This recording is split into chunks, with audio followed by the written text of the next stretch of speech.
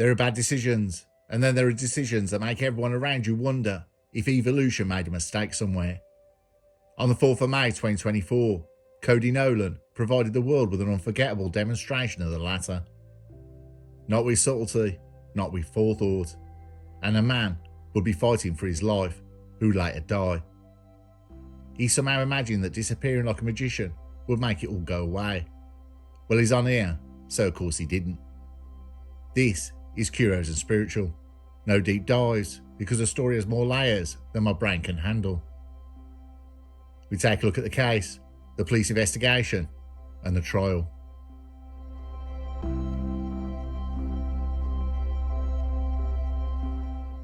We go to the Riverview Centre in Vange, a residential and retail area near Basildon in Essex.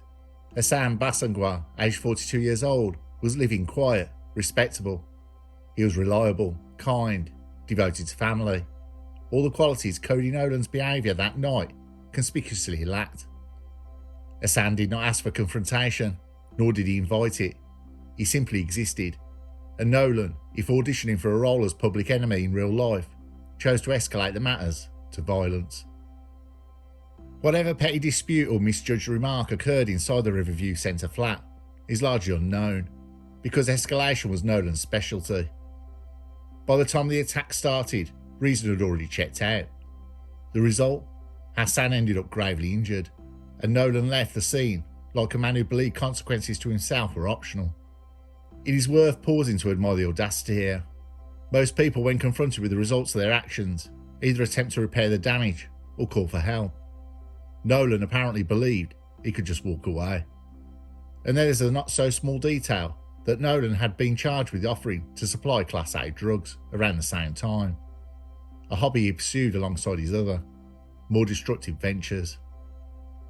In other words, the man had a long history of convenient criminal inclinations, making it somehow predictable that his response to conflict would involve violence rather than rational thought. Back to the scene of the attack, someone had the foresight to call emergency services, a stark contrast to Nolan's legendary lack of it. Paramedics arrived promptly, found Hassan critically injured in the communal hallway. Police followed the blood to where the attack happened, at Hassan's flat. Hassan was stabilised and rushed to hospital, where medical teams fought for his survival. Hassan sustained severe head injuries, including brain damage, consistent with a severely violent assault, such as kicking and stamping. Officers immediately secured the flat, preserved evidence, and began a slow, deliberate process of turning the chaos left behind into a coherent case. Detectives began the painstaking work of speaking with neighbours and witnesses, cross-referencing recollections and piecing together timelines. And here's the thing about communities: people notice things, they hear noises, they see someone leaving a scene in a suspiciously hurried fashion. Everything from the disorder of the room to the location of personal belongings, this was no minor disagreement. It wasn't a robbery gone wrong. It was deliberate, it was calculated, in its lack of forethought. And it spoke volumes about the kind of person the police were looking for. While Hassan fought for his life in hospital, Nolan's absence spoke for him more clearly than any statement ever could. He was not pacing anxiously, waiting to explain himself. He had vanished. It is worth noting that fleeing the scene of a serious assault, while impressive in its consistency with one's prior criminal tendencies, does nothing to improve your public perception. In fact, it does quite the opposite. Police secured the building, catalogued every detail, and prepared for the inevitable next steps. The groundwork laid during these hours would later prove decisive, from witness accounts to forensic evidence, from physical traces in the flat to surveillance footage tracking Nolan's movements. Nothing was left to chance. In the days that followed, the police traced Nolan's movements, eventually locating him in Brighton. He was arrested on the 9th of May 2024, 5 days after the attack. Essex police ensured Nolan was taken into custody, efficiently, without any incident. Meanwhile, Hassan clung to life for months, with medical teams battling injuries Nolan inflicted. Sadly, in December 2024, Hassan passed away, the long-term consequence of minutes of violence. Nolan's choices had not only endangered life, they had ended it. The police had begun the meticulous work of investigation, and the foundations of a murder case are being laid with care Nolan never demonstrated, and a police operation that would not rest working to turn an assault into a murder charge.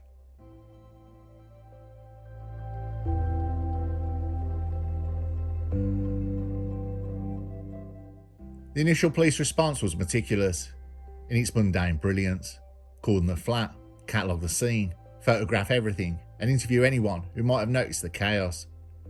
It's tedious work, the kind that doesn't make headlines, but it's essential. Here the professional responder's patience contrasted starkly with Nolan's spectacular lack of foresight. While he relied on the miraculous efficiency of disappearance, then came what I know, and you know, that catches everybody: CCTV, the digital equivalent of reality catching up to you in HD.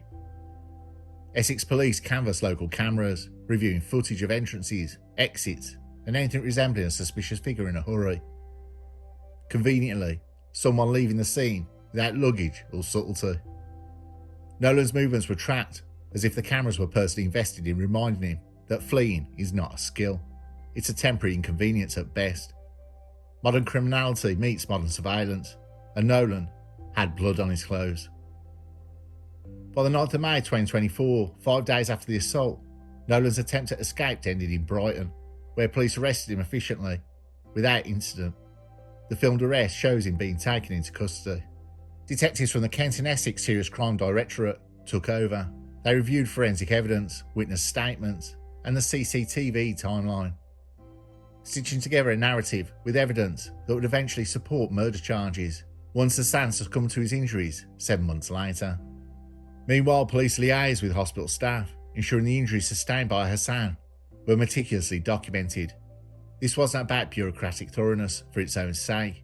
It was about linking the initial assault to its eventual consequences. When Hassan passed away in December 2024, the groundwork laid by careful investigators transformed a grievous assault into a murder case, where Codey Nolan was charged with murder in June 2025. His address was listed as HMP Chelmsford, meaning he was in police custody, following the initial attack in May 2024.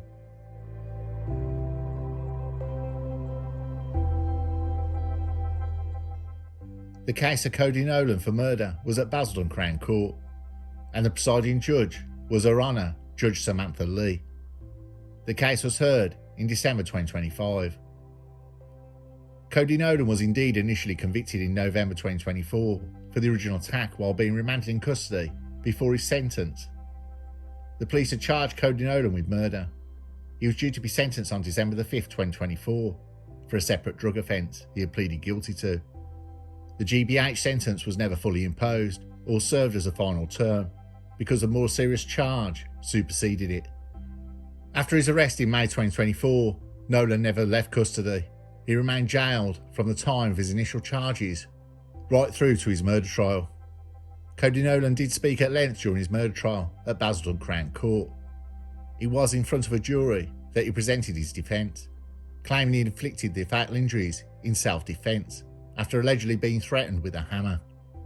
A crucial aspect at the trial involved Nolan admitting that his testimony he had given in earlier legal proceedings likely related to the initial grievous bodily harm charge before Hassan Bassagwa died was a pack of lies, and that his current self-defence claim was the truth.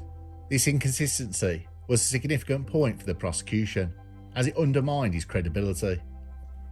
The key pieces of the evidence and arguments, the prosecution, the cornerstone of the physical evidence, was a trail of blood found in the communal hallway of the Riverview Centre flats. Officers arriving at the scene followed its trail directly to the flat where the assault took place. This established the crime scene and linked the incident directly to that specific location.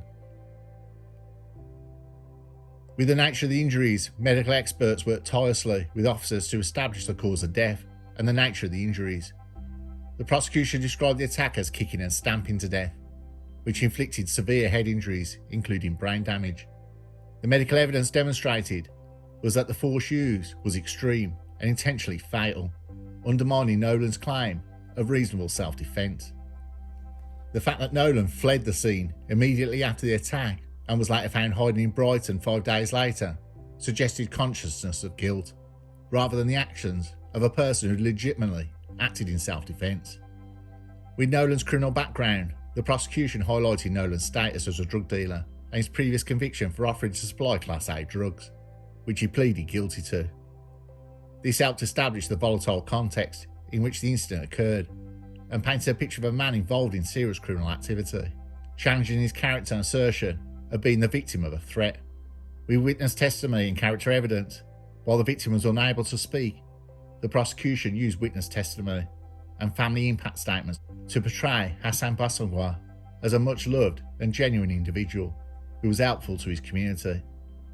This countered the image of an aggressor who might have been threatening Nolan with a hammer.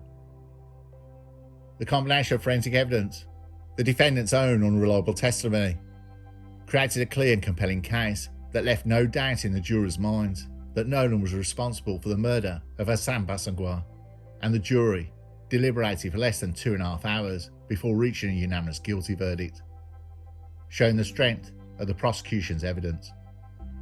On the 10th of December, the judge read out the sentence. Codey Nolan received a mandatory life sentence, which is standard for a murder conviction in the UK.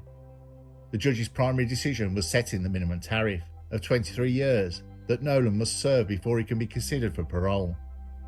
The judge considered the significant aggravating factors of the case, which included the extreme brutality of the attack, described in court as kicking and stamping to the head, the length of the victim's suffering and his death 7 months later, Nolan's attempt to flee the scene, fleeing to Brighton, his lack of genuine remorse, and the presentation of a false self-defence claim in court, which the jury rejected, his history as a drug dealer, and previous convictions.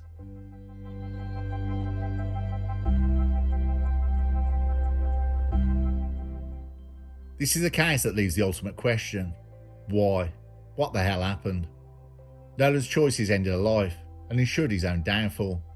Hassan, in contrast, lived a life defined by responsibility, decency, and care for others. He did not ask for confrontation. He did not court violence. And yet his life became the measure against which Nolan's failures were most starkly revealed. I've poured through the court and police documents. No reason was given. It's a mystery. I even tried to work scenarios out, but the amount of violence makes every conclusion redundant. What was outstanding was going after the murder charge, the tireless work of the police, and the precision of the legal system all highlight what can be achieved.